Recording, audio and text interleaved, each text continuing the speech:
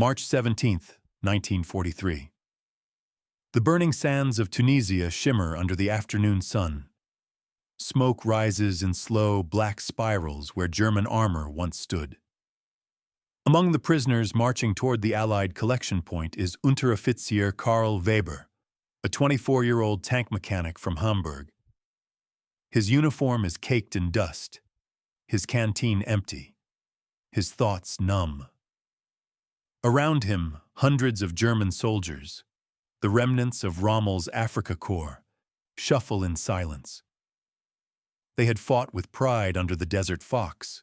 Now, their once-feared panzers lie twisted in wreckage. As the convoy of captured men is herded toward a waiting line of trucks, Karl catches sight of a red circle painted on one of them. The insignia of the U.S. Army, the Americans, clean uniforms, fresh food, cigarettes in silver tins. They don't look like the desperate enemy Berlin propaganda had promised. Weeks later, the captured Germans are processed in Oran, then shipped across the Atlantic aboard Liberty ships under heavy escort. In the cramped holds, rumors spread like wildfire. They're taking us to Siberia. No, to a prison in the desert. Maybe to build roads in Texas. But when they disembark at Norfolk, Virginia, they're stunned into silence. A skyline of cranes, trucks, and endless activity greets them. Dock workers whistle as they unload cargo with machines the Germans have never seen. Even amid war, America hums with life.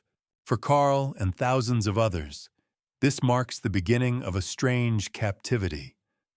One that will challenge not their loyalty, but their understanding of the world itself. June 1943. The train rumbles west through rolling green fields. For many of the German POWs, it's their first glimpse of the American heartland.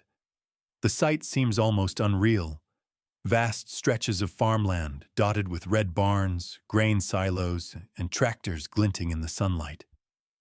Every few miles, another farmstead passes by, each more prosperous than the last.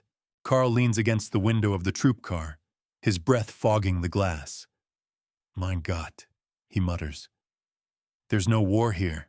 The guard, a friendly corporal from Iowa named Tom Avery, overhears him and chuckles. "Nope, just wheat, corn, and hard work." He offers Karl a stick of gum, Wrigley's spearmint. Karl stares at it, uncertain, before cautiously chewing. The taste of mint explodes on his tongue. A small, almost ridiculous miracle. Their destination, Camp Rupert, Idaho, one of the largest POW camps in the United States. It's a sprawling complex surrounded by barbed wire, but the atmosphere is far from brutal. The men are given clean uniforms marked POW, hearty meals and medical checks. They sleep in wooden barracks warmed by stoves, not the frozen tents of the Eastern Front. But the greatest shock comes weeks later, when American officers inform them they'll be assigned to work on local farms under the Geneva Convention's labor exchange program. To the Germans, the idea seems absurd, sending enemy soldiers to help the enemy's civilians. Yet, the U.S. faces a wartime labor shortage. With millions of men overseas, farmers need hands to bring in the crops. When the first trucks roll out of Camp Rupert at dawn, Karl rides in the back with 6 others, their breath misting in the cold air. As they approach a wheat farm near Burley, Idaho, they see something that silences them completely. An American farmer, sleeves rolled up, driving a brand new John Deere tractor. Its paint gleams in the morning light. Karl stares. "That's new," he whispers. Even German officers back home couldn't dream of such a machine. The farmer waves as the truck stops. "Mornin', fellas," he says. "Let's get to work." Karl can only nod, his mind reeling. In Germany, farms are still powered by horses and plows. Here, every field seems alive with engines. The tractor hums steadily, cutting through the earth with ease. It's not just a tool, it's a symbol of something far bigger. As the day stretches on, Carl realizes the truth. America is not just fighting the war, it's winning it with abundance. July 1943. The Idaho sun blazes high over the wheat fields. The POWs labor in neat rows, stacking sheaves and driving hay wagons under the watchful but relaxed eyes of their American supervisors. Carl wipes the sweat from his brow, glancing at the farmer's teenage son, who's steering another tractor. This one even newer, a bright green Model A. The boy grins, shouting over the engine noise. "You guys ever drive one of these back in Germany?" Carl hesitates. "No," he says finally, his accent thick. "Only officers, maybe, and only if they steal it from the factory." The boy laughs, thinking it's a joke. Carl doesn't correct him. That evening, as the prisoners rest by the barn, Carl studies the farmyard in silence. Rows of new equipment lined up like soldiers. Balers, combines, pickup trucks.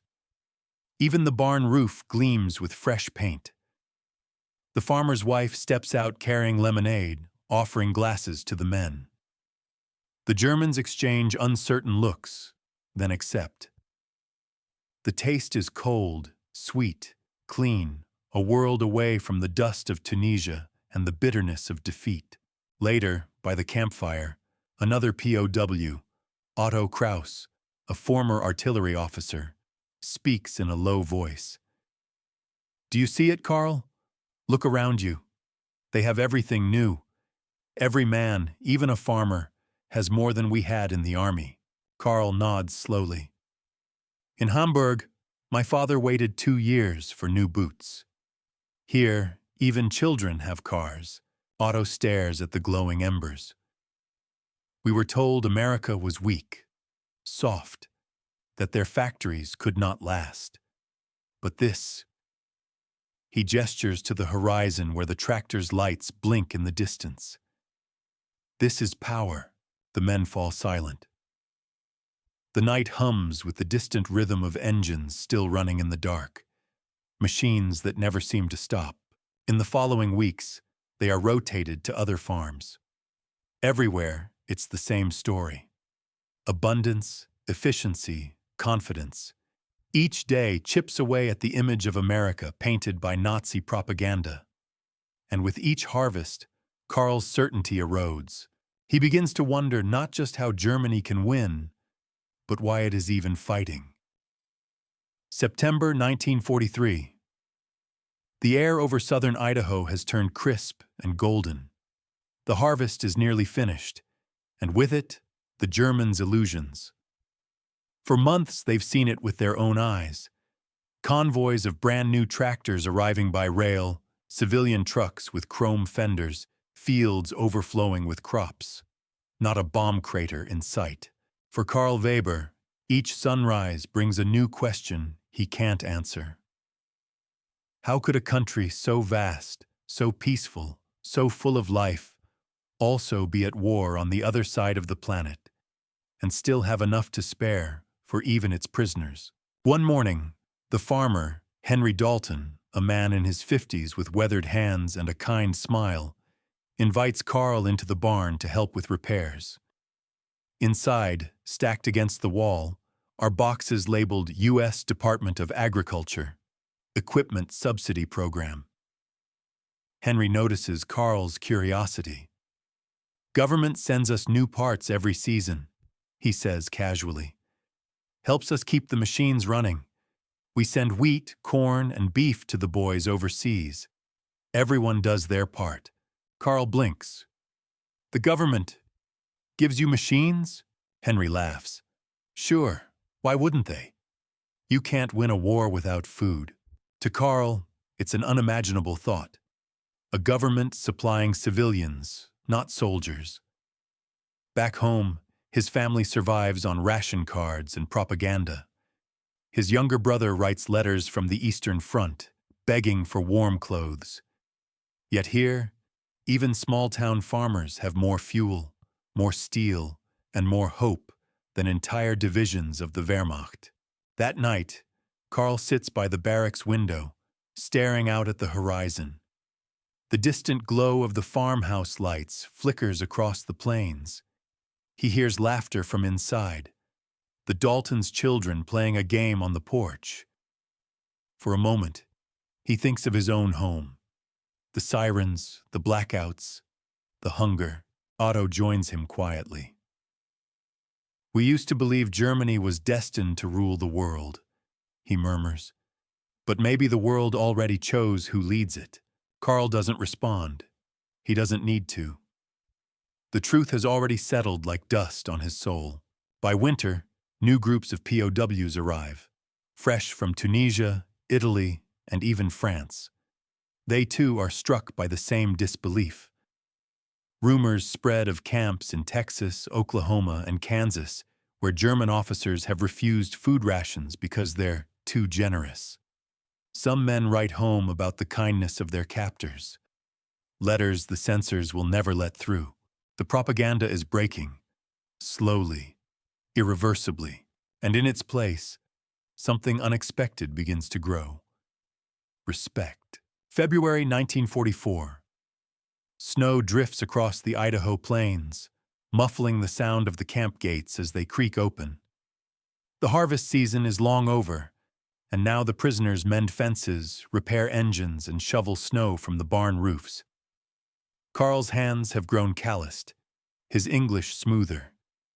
He laughs sometimes with the Dalton family, something he never imagined possible a year ago. One morning, as he oils the gears of a tractor engine, Henry Dalton stands beside him with a thermos of coffee. "You know, Karl," Henry says, "when the war's done, you could make a good mechanic here. Folks'll need men who understand engines." Karl pauses. "After the war," he says quietly, "I don't know where I will be." Henry nods, setting the thermos down. "You'll go home. Fix things there. Maybe make it better than before." Karl stares at the machine's gleaming pistons. Back home, even a bicycle chain would be impossible to find. Here, there's abundance: metal, fuel, food, freedom. And what's more, there's dignity. As spring arrives, the Americans let the POWs work farther afield, sometimes without armed guards. The trust surprises everyone. Some farmers invite the Germans to church on Sundays. Others share supper, telling stories about sons fighting overseas. One evening, Karl listens as Henry reads aloud from a letter. His eldest boy, William, is in Italy, serving with the 34th Infantry Division. "He says they're near Cassino now," Henry says, voice trembling slightly. Hard fighting, mud everywhere. Karl feels a chill. He had friends who fought at Monte Cassino, on the other side. For a moment, two wars exist in his mind. One of duty and command, and one of human faces, families, and kindness. That night, he can't sleep. The wind rattles the barrack walls as he writes in his small notebook. Not for propaganda, not for the Reich, but for himself. They are not the monsters we were told. They work hard. They believe in fairness. And their strength, it comes not from fear, but from unity. Months later, word spreads through the camp. The Allies have landed in Normandy. Some POWs cheer in secret. Others stare at the ground. Karl simply closes his eyes. He knows what it means. The world he left behind is collapsing.